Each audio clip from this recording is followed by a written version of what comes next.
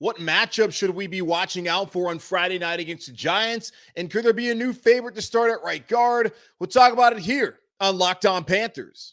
You are Locked On Panthers, your daily Carolina Panthers podcast.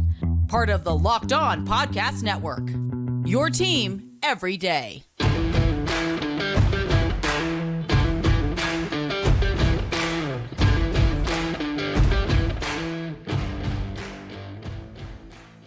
Welcome into another edition of the Locked On Panthers podcast, a part of the Locked On Podcast Network. I'm your host, as always, Julian Council, talking Carolina Panthers with you every Monday, Tuesday, Wednesday, Thursday, and Friday. Your team every day. That's our motto here on the Locked On Podcast Network. Subscribe or follow the show for free on YouTube or wherever you listen to your favorite podcast.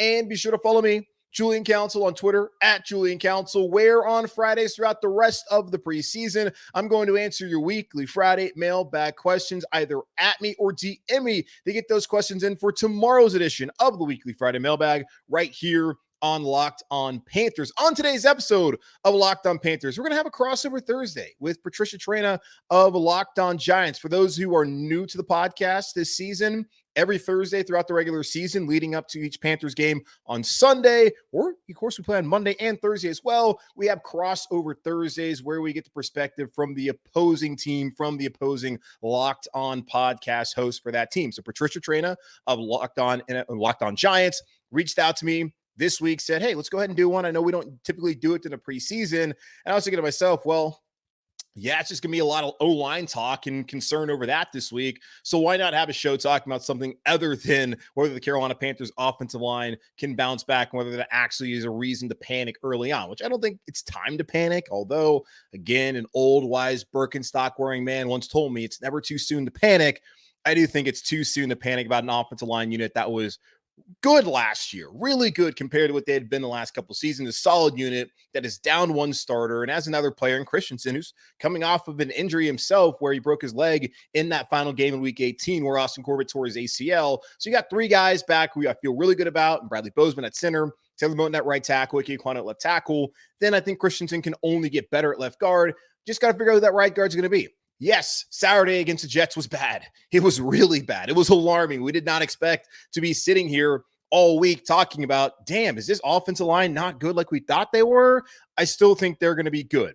Will they be an elite unit? No, I never felt like they were going to be an elite unit, but I do think they have a player in Ike Ekwonu who could be an elite left tackle in the NFL one day, but it's got to take some more steps to get there. He's only entering year two. Moton kind of is who he is, a solid right tackle, not a great right tackle, but a solid, good one for the Carolina Panthers. And I think Bradley Bozeman anchors this offensive line at center, and Brady Christensen will get better at left guard with the continuity built there and more experience. Because remember, last year was only the first year that he started at left guard in the NFL. The year prior when he was a rookie, they moved him from right tackle to left tackle, right guard to left guard, never found a home throughout that entire calamitous season there on the offensive line in 2021. He's going to stay there. And that was one of the key things that James Campen, the Panthers offensive line coach, talked on Tuesday about when he was speaking to the media, where it makes more sense. You don't want to overcoach. It makes sense just leave guys somewhere. You don't need to move guys all around. They need to be able to get comfortable in a certain position.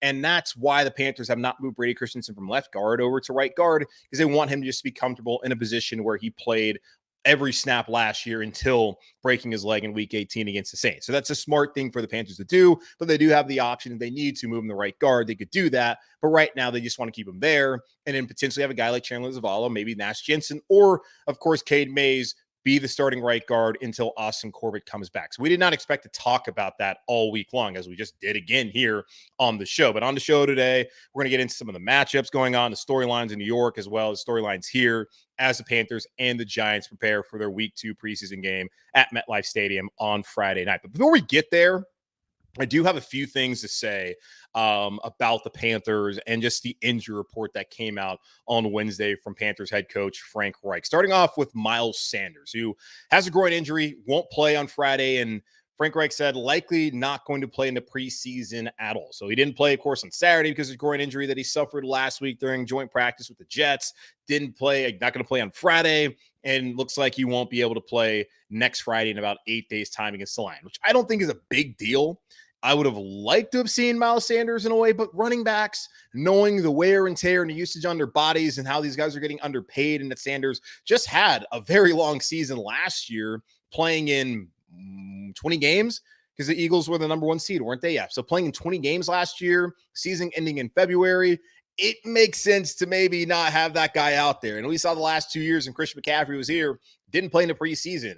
Honestly, if I'm a team, I'm probably not going to play my starting running back in the preseason, just knowing that in college, they're getting used and abused. In the NFL, when they come in, they're getting used and abused. And luckily for Miles Sanders, he got a contract after being used and abused and lost. So we'll see how he looks this season, but I'm not overly concerned. It makes sense with the Panthers looking ahead to September 10th and knowing that this is the guy they want to use on first, second, and third down to allow his body to get right and ready when they head down I-85 South to face the Atlanta Falcons. So that's a good opportunity, though, for a guy like Spencer Brown, who, of all the offensive players that we saw on Saturday afternoon against the Jets, probably had the best day.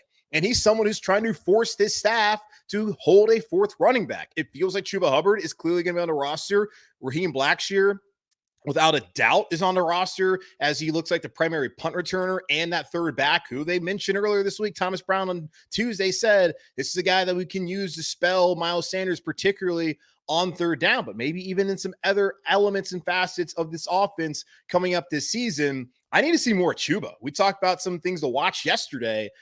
I didn't really see a lot of Chuba Hubbard on Saturday, and he's a player who's a holdover from the Matt Rule era who was a backup to Christian McCaffrey, came in when Christian was injured in 2021, wasn't all that impressive. Then last year, Deontay Foreman ended up being the actual guy who took over as the lead back, not Chuba. Now they brought in another running back ahead of him. He seems to be destined to always be that number 2 back, but is he potentially slipping to the number 3 back as Raheem Blackshear seems to be a favorite of this coaching staff back in OTAs, but now even back in the preseason and training camp as he's grown markedly since that time when they first laid their eyes on Raheem Blackshear. So Chuba Hubbard, where is he slotting on the running back depth chart right now? Can Spencer Brown maybe take his job, or could he force his coaching staff to add that fourth running back heading into the season on the initial 53-man roster? Andy Dalton, also not going to play, dealing with a back issue. He was out of practice on Tuesday, didn't really practice at all on Wednesday. I'm not concerned about this anyways. The Panthers didn't play him in the preseason on Saturday. It was unlikely they're going to play him any snaps at all. If they did, it would have been barely any on Friday and even next Friday. Like, we don't need to see Andy Dalton. We saw what he could do in Cincinnati for all those years as a starter, taking that team to the playoffs and never winning a playoff game. We saw what he could do in Dallas. We saw what he could do last year in New Orleans. We know who Andy Dalton is. The Panthers brought Andy Dalton in and gave him that money for a reason, to be the veteran backup and someone they can call on and know what they're going to get from him and not have the season completely sink if Bryce Young gets hurt or if Bryce Young was not ready. We know who Andy Dalton is. We're still trying to find out who Matt Corral is. I feel like I know who Matt Corral is just based on what we've seen and kind of the expectations when he was drafted there in the third round a year ago. I don't think he's someone who the Panthers should keep as their third quarterback just based off of the lack of experience and just the way he's played. Now, I'll give him the benefit of the doubt in terms of this. The guy has barely played any football at this level, but if the Panthers now can utilize the new rule at the NFL where you can have a third emergency quarterback, but he has to be on your 53-man roster. You need someone to earn that. You just don't give it. And it's great to have a cost-controlled salary and yada, yada, yada. But what is that worth if the player is not someone who can help you if called upon? And as I've said before in the last couple shows this week and on Saturday, there's very few teams out there that are going to feel good about their third guy. I'm just looking at the Panthers. I would rather have someone who's actually played in a game. And maybe they're washed up, but I would rather have them than someone who you're still developing. But his only time he's ever going to get any snaps is during the preseason. And so far, those preseason snaps dating back to last year and on Saturday have not been good. So we'll see what Matt Corral can do, as he's still going to get a lot of opportunities. Frank Reich rather came out and said on Wednesday afternoon that the Panthers plan on playing Bryce Young about the same amount, played 3 series, 11 snaps. Hopefully, if he plays 3 series, they can get far more than 11 snaps in, which would mean they move the football actually, and he was protected and given an opportunity. So would like to see that happen. But Matt Corral, going to see a lot of him. And as I said yesterday, I need to see Jake Luton. This is a guy who's starting the NFL. This is a guy who has the kind of prototypical frame, and they brought him in for a reason. So if Corral can't do it, at least Luton has playing experience and was pretty good in his first career start, even though things got bad the last two, where he threw 4 interceptions the last time he started back in 2020 with the Jags, who, of course, were an abomination that year and are an abomination most years. Not this year, though. It'll be a fun game against Jacksonville later on this season. But I want to see what Jake Luton looks like, because maybe he's the actual QB3 here in Carolina. Also looking at the injury report, Terrace Marshall, who, when is he not on it, unfortunately, since he came here to Carolina, pretty much started off on it when they brought him in with that knee issue dating back to his career at LSU. Then he struggled with that with concussions his rookie year. Then last year was struggling with a hamstring in training camp that had him out. Matt Rule, who, of course, you guys don't love, obviously, for good reason. He was saying, hey, we need Terrace out there, and Terrace ends up being a healthy scratch the first couple weeks of the season. Then we see what he can do in the final 12 games of the season, really 11 games of the season, when Steve Wilks took over as the head coach. They went to more of a running first attack. But now Terrace Marshall out again, was carted off, which Adam Schefter made it seem to be, oh man, he was taken off in agony. That's what happened with Treylon Burks up there with the Tennessee Titans and their joint practices, I think, with the Vikings. He was actually someone who was visibly upset. Terrace Marshall seems like he just walked over to the cart, sat in the front, said, hey, man, my back's killing me. Let's go inside. Let's figure this thing out. Wasn't dramatic, and it's not something the Panthers feel like will hold him out for a long time. But it feels pretty official now, though, that Jonathan Mingo, who the Panthers coaching staff drafted in the second round, 39th overall, looks like he's going to be your wide receiver 3. You're going to have your top options and Adam Thielen and then DJ Chark. Then you can look at Hayden Hurst as your pass catching tight end. It's probably your third option. So those are your top 3 options. Now your fourth option looks like it's going to be Jonathan Mingo, who started last week. The depth chart, the unofficial depth chart, said he was the top wide receiver above, at least the third wide receiver, above Marshall and above Laviska Shenault. That looks like that's how it's going to work out here in Carolina, as now Marshall was dealing with that back issue and once again showing that he just is someone you cannot rely on to be healthy for you. I'm also low-key concerned about the wide receiver depth, because now you have Terrace dealing with an injury. I know Laviska had an issue, but it's more probably precautionary because of the time of the year that we're sitting in. Damiere Byrd, someone who probably is going to make this roster, he's now injured and not going to be on the roster. It looks like we'll see what the Panthers decide to do, whether they want to, put him on IR for the rest of the season, whether they want to carry him on the 53 and then put him on IR and bring him back in the middle part of the year. Shai Smith got a little nicked up last week, but he seems like he's in a decent position if they want to keep 6 wide receivers. I'm just a little bit concerned about the wide receiver depth. I already don't think this is a great wide receiver core as is. Don't love the idea that you now lost Damiere Byrd and you are losing Terrace Marshall for however long of a period, and you're going to have a young rookie in Jonathan Mingo looking like he's going to be your third wide receiver this upcoming season. And then finally, Cade Mays out with a neck issue. He missed practice on Tuesday. James Campen did not comment on it, but Frank Reich did on Wednesday. Not quite sure how serious that's going to be. They don't think it's going to be a long-term thing, but this now opens the door for someone like Chandler Zavala, who got reps with the ones on Monday and Tuesday, and again on Wednesday at right guard, and even Nash Jensen, who missed last week. It gives these guys an opportunity to fill in there at right guard. After looking at Justin McCray and his struggles and looking at Michael Jordan, his struggles on Saturday, I would think the top 2 guys getting an opportunity on Friday night against the Giants at right guard are Zavala and Nash Jensen. And just kind of reading tea leaves, and what the Panthers did by bringing in Zavala, they wanted him to compete for a job against Brady Christensen. Now he's sitting there at right guard. He feels like he might be the new favorite, as Cade Mays had an opportunity to grab this job, but did not do that in OTAs and in entering into training camp and in the first preseason game. Has not shown that he is the clear choice to replace Austin Corbett until he's healthy. So maybe look at Chandler Zavala as your new right guard here in Carolina, depending on how he plays, of course, on Friday night against the Giants. So there's a quick injury update and some thoughts on where the Panthers stand heading into this Friday night game against the Giants. Going to take a quick pause here on the show, then come back and talk to Patricia Traina of Locked On Giants for this mini preseason edition of a Locked On NFL crossover Thursday. But before we get to Patricia, did you know that 80% of men will experience hair thinning in their lifetime? It's normal, but it doesn't have to be your fate. You can get ahead of thinning with Nutrafol. Nutrafol is the #1 dermatologist-recommended hair growth supplement, clinically shown to improve your hair growth, visible thickness, and visible scalp coverage. Nutrafol's hair growth supplements use physician-formulated, natural, science-backed ingredients. Their drug-free, patented technology provides consistent, reliable results without compromising your sexual health.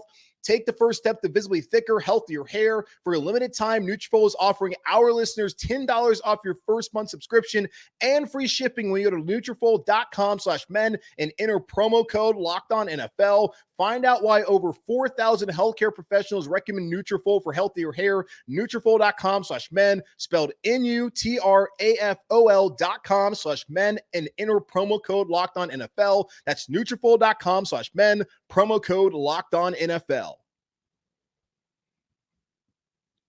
All right, everybody, welcome back to the special crossover edition, Locked On Giants, Locked On Panthers. I'm Patricia Traina, host of Locked On Giants, with Julian Council, the host of Locked On Panthers. And Julian, the Panthers' first year with Frank Reich, he's not a inexperienced head coach. He was previously the head coach of the Colts. But, a lot of people kind of look at what Brian Daboll was able to do with the Giants last year, how he was able to come in and surprise a lot of people when, people didn't think the Giants were going to be much of anything. What's the mood down in Carolina? How are people feeling about the work that Frank Reich and his staff have done so far? And what's the overall, thought process as far as how good they might be? I wish you would have asked me this last Thursday, because the vibes were great before the preseason game, because it sounded, by all accounts, that they had a productive joint practice against the Jets. And then once Saturday happened, and people are now concerned about the O-line, which is a time-old concern here in Carolina. But I still think there's a lot of positivity about this team heading into the season. When you look at last year, they went 7-10, and that was despite going 1-5, or in spite of going 1-5 to start the season, firing your head coach after 5 weeks, having a one-dimensional offense where they were run heavy and they really couldn't throw the football. And even when Sam Darnold came in, he played his best football. We saw the same issues that popped up back in New York and his first year in Carolina with the turnovers in the last couple of weeks. And in spite of all of that, they were 7-10. Tied with the Falcons, tied with the Saints, one game behind the Tampa Bay Buccaneers, who, if they beat them in week 17, the Panthers would have won the division. So people don't feel like the team is, I guess, that far away based off of how they overachieved last year, despite all the circumstances that were going on. I do think that the staff is in a better position to maybe get this team over the top when you look at bringing in a guy like Jim Caldwell, who's worked with Peyton Manning, worked with some of the better quarterbacks in the NFL, to be as a senior advisor to Frank Reich. Frank Reich has had success with Andrew Luck in his first year in Indianapolis. Things were going fine with Carson Wentz until they weren't. Jacoby Brissett, when speaking to people up in Indianapolis, had one of his better years when he had to start when Luck retired right before the season there in 2019. So I think Reich will be a good play caller for this team. I think Thomas Brown coming over from Los Angeles after spending time with Sean McVay, that helps as they've been able to craft the offense. Parks Frazier, who's a passing game coordinator, took over as a play caller last year in Indianapolis once Reich was fired. You have a ton of experience. And then Josh McCown as a quarterback coach, who has the least amount of experience coaching-wise, but he's not that far removed from having to be called upon to play in that playoff game with Philadelphia a couple of years ago, and he's someone who's played the position for a long time. So I think the staff around Bryce Young, and offensively, and just even defensively too, bringing Jairo Rivera, who in his first year as a DC last year in Denver had a top 10 unit in a lot of categories. The vibes are good here in Carolina. People think that this coaching staff is far more equipped, certainly from the one last year, to get this team to the position where they can be competitive week in and week out in the NFL. All right, now just staying with the offense still for a moment, obviously the results of the game doesn't matter, in terms of playoff seeding or anything like that. It's an exhibition game. But when you look at the matchups from the first team Panthers offense against potentially the first team Giants defense, the Giants starters, I believe, are going to play maybe a series or two. What matchup are you most interested in seeing unfold? Oh, it's so easy. It's the right guard. It's the interior of the offensive line, really the offensive line as a whole. I need to see how I think Chandler Zavala, the 4th-round pick at NC State, will be the guy who starts at right guard after taking some first-team snaps this week. Cade Mays, who was slotted in there when preseason or in training camp and the preseason started, he's going to miss the game with a neck injury. I believe that Nash Jensen, the UDFA out of North Dakota State, will also get an opportunity at right guard. So I'm really looking at right guard versus whoever's going to be there in the middle, or that defensive line for the Giants. Like, that's really the one thing I'm looking at heading into this game to see how that matchup plays out, because that is so important for the Carolina Panthers to figure out who's going to be in that spot. So who is going to be opposite of those guys who the Panthers are going to have to worry about and try to evaluate on come Friday night? So if everybody starts like I anticipated, Dexter Lawrence and Leonard Williams are up front.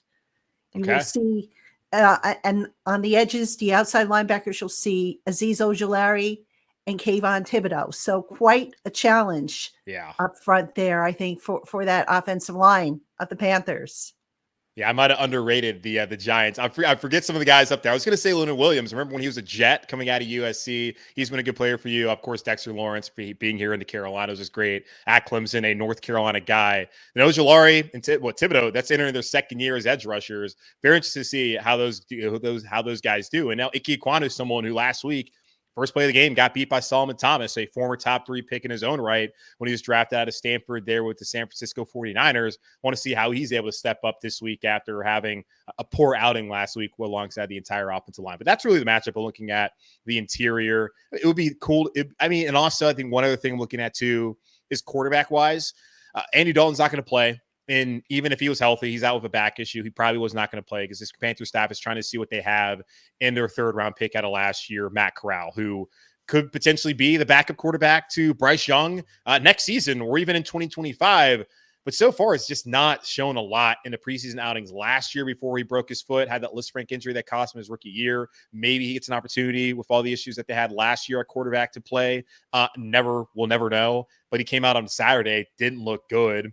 I want to see what he's able to do against the Giants twos, really the Panthers twos overall, because they got beat 27-0. And that's not just the ones who played 11 snaps losing. Like that's a complete demolition from your ones, your twos, and the threes, just not stepping up. So I'm looking to see how Corral performs, and even Jake Luton, who's the number 4 quarterback here. Like I'm looking at that matchup versus the Giants twos and kind of the depth overall here in Carolina and how that matched up against a Giants team that was in the playoffs last year. Now, from my perspective, a matchup that I'm looking forward to seeing, and you can tell me what you think about this one. Mm-hmm. The Giants' run defense last year wasn't very good, despite having Dexter Lawrence up front, who was pretty good, despite having Leonard Williams, who was in and out of the lineup due to injuries. Now, the Panthers, they added Miles Sanders, old friend from the Philadelphia Eagles, to their running backs stable. They had Chuba Hubbard. I think did they draft Peoples? Was he drafted or no? Undrafted? He's a undrafted free agent. Undrafted free agent. They did pick up Blackshear, I think, and they have a guy Brown. If I'm right, do I have that Spencer right? Brown. Yep. So I mean, when you look at that running game, is that right now? Do you think the strength of this Panthers offense, or do you give the nod more so to the passing game?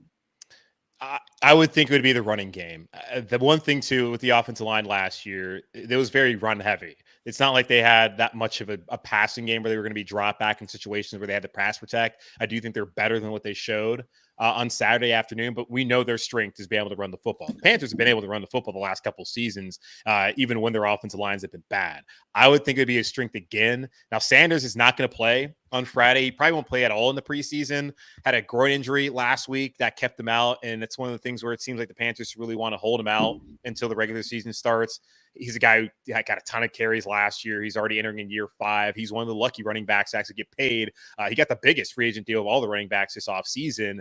He's someone who they're going to want to use him first, second, and third down this upcoming season. So he's going to get a lot of wear and tear on that body. They're trying to rest him. So I'm interested to see how a guy like Chuba Hubbard performs, because he could be kind of falling back in the running back depth chart with behind Raheem Blackshear, who Thomas Brown, the Panthers OC, brought up the other day as someone who he's really liked to see in his growth from OTAs to now. He's been their primary kick returner so far and punt returner, and he's someone who they mentioned could help them in third downs entering into the season. He's a guy who signed on late last year as a holdover from the rule regime, so we'll see what he can do. And then Spencer Brown, someone who I've been talking about, hey, the Panthers don't really have that kind of that bruiser. Like, I know they want to use Sanders as an everyday kind of every down back, but maybe Brown can be situationally someone you can use in short yardage situations. He was probably the only offensive player that really shined on the Saturday afternoon. Him and Derek Wright, a wide receiver, hurt his knee, and Javon Wims, another wide receiver, 2 guys that aren't going to make the roster in all likelihood. I like to see what he's able to do against this Giants front this upcoming upcoming Friday night.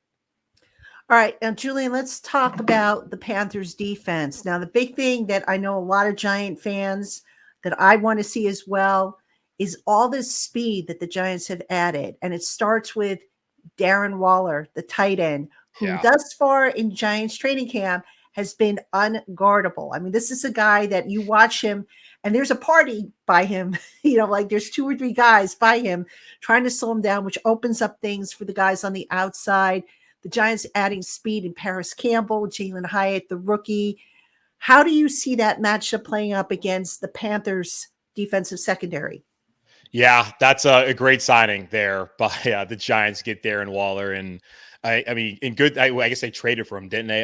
But that's good on Daniel Jones, a Charlotte guy, to be able to have someone like that to rely on this upcoming season. It'll be interesting too, because the Panthers they brought in Von Bell to be their safety, their main communicator back there with Xavier Woods, and by all accounts so far, like those guys are just excellent in the back end and how they're able to communicate and get everybody in position in this new defensive scheme that they're running here in Carolina. By bringing in Bell, that's allowed Jeremy Chin, who's played linebacker his rookie year, where he was second in rookie of the year, defensive rookie of the year voting behind Chase Young. And then the last couple seasons, he's played at safety, and he may be more naturally a guy who just kind of freelances and doesn't play primarily safety, plays closer to the line of scrimmage. So when they brought in Bell, they brought him in closer to where he could be more of a playmaker, and they have him listed as a nickel corner.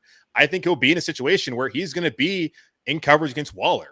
And honestly, the one knock on Chin the last couple of years since he's come into the league has been his coverage skills. So I want to see what he looks like against Darren Waller this upcoming season. And when you look at speed, like it's good for the Panthers to get to see what their two top corners can do, and J.C. Horn and Dante Jackson, who I think both, especially Jackson, who tore Achilles last year, he looked to be back to his old self on Saturday. Would be interesting to see if those guys get more snaps on Saturday. Then the backups, Keith Taylor and C.J. Henderson, those are two guys who struggled the last couple of seasons when called upon.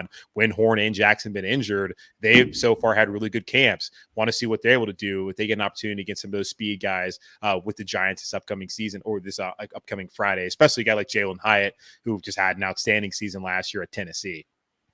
All right, folks, coming up next, we're going to talk about guys on the bubble that maybe might be of interest to the Giants, and Giant guys on the bubble that might be of interest to the Panthers, so don't go anywhere. All right, everybody, welcome back to this special crossover edition, Locked On Giants, Locked On Panthers.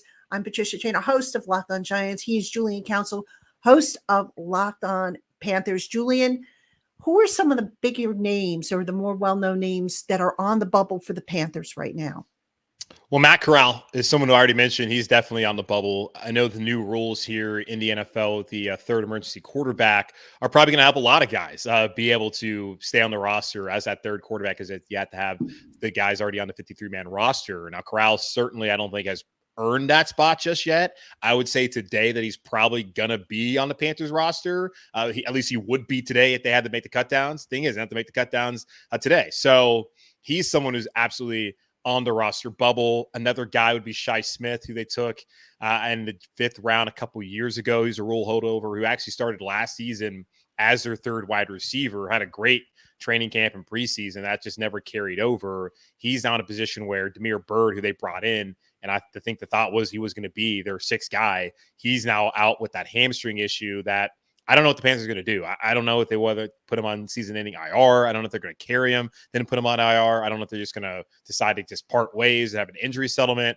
That's something that we're still waiting to see how that's going to be determined. But Shi Smith now has an opportunity to make this roster, and he was a guy who, going into training camp, did not look like he had a great chance to make it. So he's absolutely one of those bubble guys that a lot of people are looking at heading into this weekend.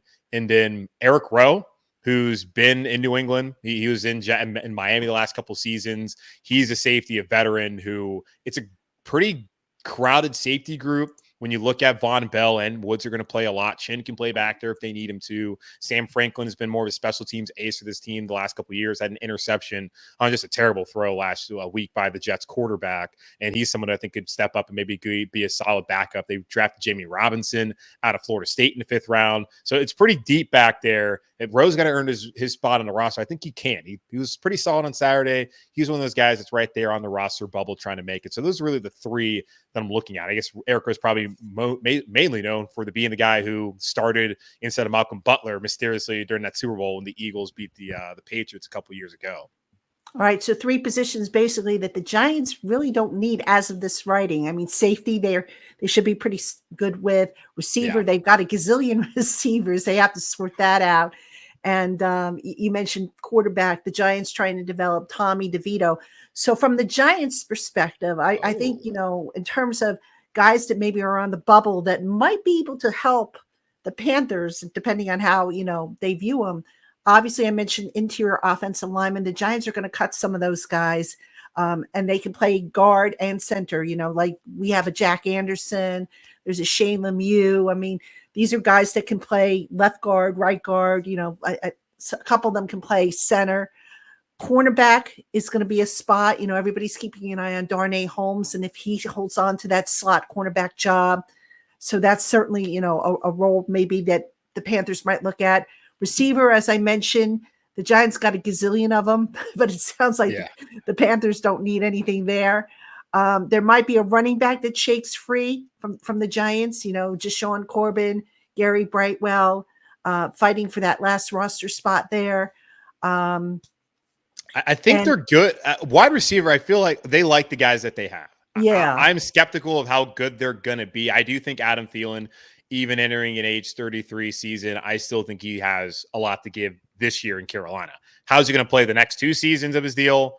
We'll find out later. I do think DJ Chark can be a good player for them. He's been a Pro Bowler before. I think he was solid last year in Detroit when healthy. The issue is just has not been healthy the last couple of seasons. So I feel like they like who they have, and they got a rookie in Jonathan Mingo who looks like he's going to be their third wide receiver. And they have Hayden Hurst who they brought in to be a passing catching tight end as well. So they seem to be happy because they were really never interested in the guys like Nuke Hopkins who were available throughout the summer. That was never something that they wanted to do. I guess one other position group where they're trying to find maybe some more help if they want to bring any in as far as roster cutdowns go is they're at outside linebacker, their edge rusher. They brought in Justin Houston about 10 days ago to start opposite of Brian Burns, and they have guys like Eter Gross-Matos is in his 4th year. He's been more of a naturally like a down lineman, more so than guys like a stand-up outside linebacker. It's an awkward fit. He's a guy who's trying to make this roster. Amari Barno is someone who's played a lot of special teams last week and probably would be on the roster. Had a good game on Saturday. He's someone who's also kind of on the roster bubble. So if there's any Giants that get cut that could maybe help out on the edge, I think that's a position the Panthers be looking at. Same thing with defensive tackle. A guy like Taylor Stallworth they brought in who has experience with Frank Reich. He didn't get that many snaps it looked like on Saturday, and I'll be interested to see if there's an interior defensive lineman that they may try and get if somebody shakes loose there once roster cutdowns come there in New York.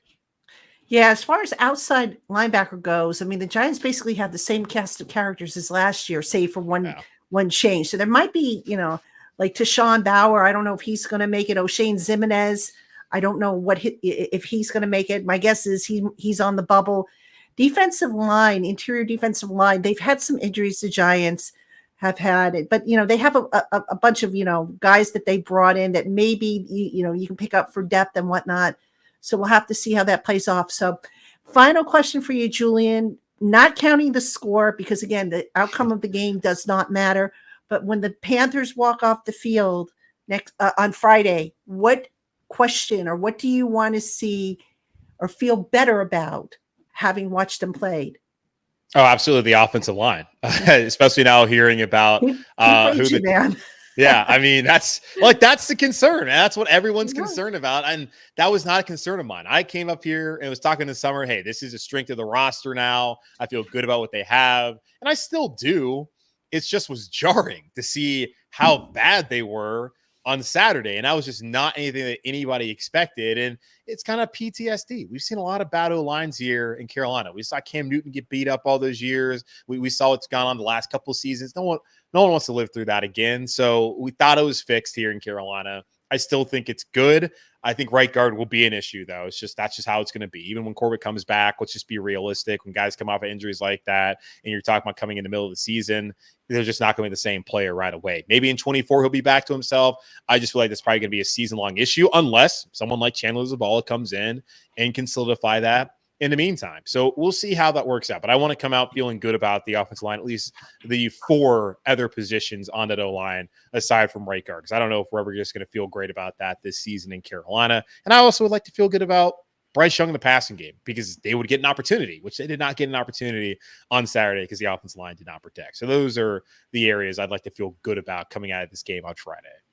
And from the Giants' perspective, offensive line, obviously, I'd like to maybe get some clarity as to what they're going to do. And then I think the other thing that I would really like to see is the special teams, is particularly the coverage teams, doing a much better job because once again, last week, they were a problem. And it's been, we can go back to last year when it was a problem. And I know it's different guys, a different cast of characters this year, but at some point, this bleeding has to stop that we see with the breakdowns on special teams. And hopefully that'll get fixed and they'll identify core guys that can really beef up the coverage units, because they have not been very good for the Giants going back to last year, maybe even the year before too. You can make a case for that. But those are two things I'd want to see. I also would want to see, obviously, the new passing game with all the speed and the run defense. Now, again, I don't think the Giants starters are going to play a whole lot, but just to get a feel for how things are taking shape, and should be a fun matchup. It always is. And I can't wait for the game. I'm just so glad we finally have real football back. Yeah. I'm just glad to be one step closer to the regular season. That's what it is. That's how I feel. So I'm glad to have it, and we'll be even happier next week and in the week after that. And then finally, when we get right there Memorial Day, and then we're right there ready for the season start in week 1. Always good to catch up with Patricia Traina of the Locked On Giants podcast. Go check her out on YouTube or wherever you listen to your favorite podcasts, like you listen to this show here, Locked On Panthers. The Panthers got a lot of questions to answer on the offensive line and in other areas on Friday night as they face off against the Giants. Hoping to see Bryce connect more of his receivers. Obviously hoping to see Bryce not be in that MetLife turf. They got new turf, by the way, so hopefully, fingers crossed, knock on wood, no injuries, because that's been an issue the last couple of years for a lot of teams playing at MetLife. Don't know why I just said it. I know someone's going to come back and be like, if something happens, they're going to be like, you cursed us. Please, God, don't let that happen. Either way, excited to see what's going to happen on Friday night. Good to talk to Patricia, see what's going on in New York, and obviously talk about what's happening here in Carolina. But that's going to wrap up this edition of the Locked On Panthers podcast, a part of the Locked On Podcast Network, hosted by yours truly, Julian Council. Again, y'all, make sure to subscribe and follow the show for free on YouTube or wherever you listen to your favorite podcast. And be sure to follow me, Julian Council, on Twitter at Julian Council. Why? Because tomorrow I'm going to answer your weekly Friday mailbags questions. The best way to answer or ask me questions is to @ me or DM me over on Twitter. And even some of you have DM me on Instagram. It's still the same handle, at Julian Council. So however you want to do it, Twitter, Instagram, I don't care. Just get those questions into me so I can answer them ahead of Friday night's matchup against the New York Giants. So go out there and do that now. But in the meantime, be safe, be happy, be whole. As always, keep pounding. And I'll talk to y'all on Friday.